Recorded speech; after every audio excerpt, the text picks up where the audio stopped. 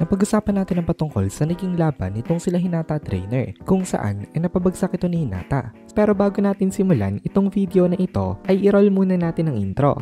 Hello everyone and welcome to my channel, ang inyong source ng Tagalog na Tansura Contents. Sa channel na ito ay pinag-uusapan natin ang mga nangyayari sa may Tansura Universe. So without further ado, let's get into the video.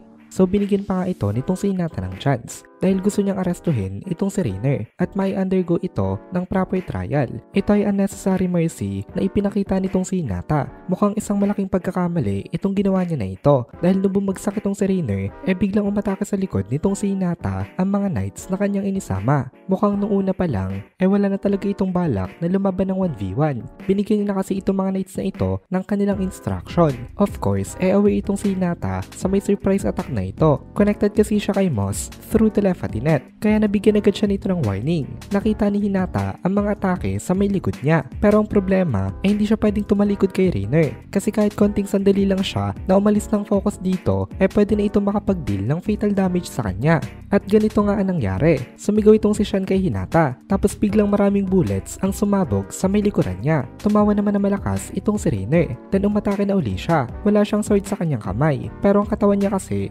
covered by mythical grade na full body armor. Kaya kahit ito lang gamit niya napakalakas pa rin ito. At since mythical grade level nga ito nagawa nitong armor na mag-change ng kanyang appearance. From an armor naging isa itong spear na merong 4 na sharp edges. Tinamaan itong si Hinata nito, kaya bumagsak itong si Hinata. Nabitawan niya rin ang kanyang espada at parang hindi niya na kayang lumaban, pero pinilit niyang tumayo at nakatayo naman siya. Tumawa itong si Reiner dito. Sabi niya kay Hinata napakayabang daw nito kanina, pero puro lang naman daw pala ito yabang. Mas mabuti pa nga daw kung hindi na ito tumayo ngayon at nanatili na lang ito na nakabagsak sa may lupa. Ang lakas din talaga ng loob nitong si Reiner kasi ganito kakapal ang mukha niya kung mang-insulto kay Hinata. Samantalang kanina habang 1v1 pa lang ang laban nila hindi niya naman magawang manalo. Pero nung nakareceive na siya ng assistance sa mga knights niyang kasama tsaka lang siya nagkaroon ng advantage. Kaya nag-reply itong si Hinata sa kanya na napakadaya daw nito kasi hindi daw ito lumalaban ng patas. Pero tumawa lang uli itong si Reiner sa kanya. Sabi ni Reiner ngayon daw ay isang criminal na itong si Hinata. Usually wala naman daw human rights ang mga criminals. Pero since maawain raw sila kapag nagmakaawa daw sa kanya itong si Hinata at nanghingi ito ng awa sa kanya baka at least ay consider man lang nila na i-postpone ng time ng kanyang execution. Ang balak dito ni Reiner paaminin itong si Hinata sa isang kasalanan na hindi niya naman talaga ginawa para mapanood ito nitong mga tao na nanonood nga sa may battle na ito at mapaniwala sila na itong si Hinata talaga ang pumatay kay King Agel.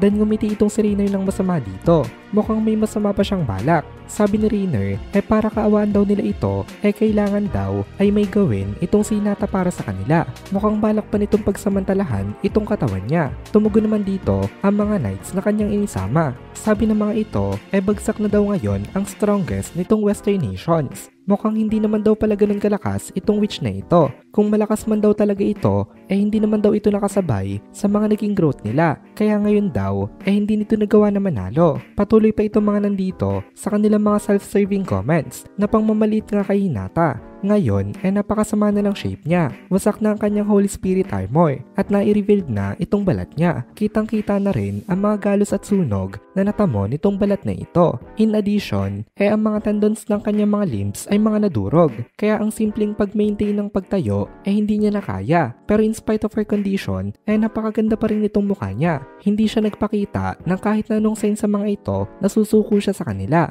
Ito ay kitang-kita sa kanyang facial expression. Since hindi nagre-reply itong si Hinata, nagsalita uli itong si Reiner. Nabilisan daw nito at magmakaawa na daw ito sa kanila. Dahil kapag hindi daw nito ginawa yon, baka tuluyan na daw nila siya dito. Tuwang-tuwa itong si Reiner sa naging resulta nga nitong kanilang naging battle. Kasi nung unang kita niya palang kay Hinata, alam niya na agad na magkaiba silang dalawa. Napakalayo nitong difference nila. Kung walang mga naging ganitong pangyayari, never siya na magkakaroon ng chance na i-violate ang isang napaka-high class na babae. Kaya alam na Reiner na when it comes to quality, superior ito sa kanya. Kahit gaano kalaki pa ang strength difference nila, when it comes to sword skills ay light years away itong si Hinata. Ganito kalaki ang gap ng kanilang experience when it comes to combat. Kaya alam na Reiner na simula pa lang noong una kailangan niya maghanda ng tricks at dirty tactics. Otherwise hindi siya dito mananalo. Kahit na meron ng angel na nakapag-incarnate sa kanya. Naisip dito nitong si Rainer na maswerte daw siya dahil hindi daw nagka-damage itong mukha nito. Nai-enjoy kasi ni Rainer ngayon ang pagtitig sa magandang itsura nitong si Hinata. Gusto niya makitang umiiyak at nagmamakaawa itong babae na ito sa kanya. Dahil sa thought na ito ay lalong na-excite itong si Rainer at enough yung excitement na yon para magbigay sa kanya ng energy. Wala nang duda ngayon itong si Rainer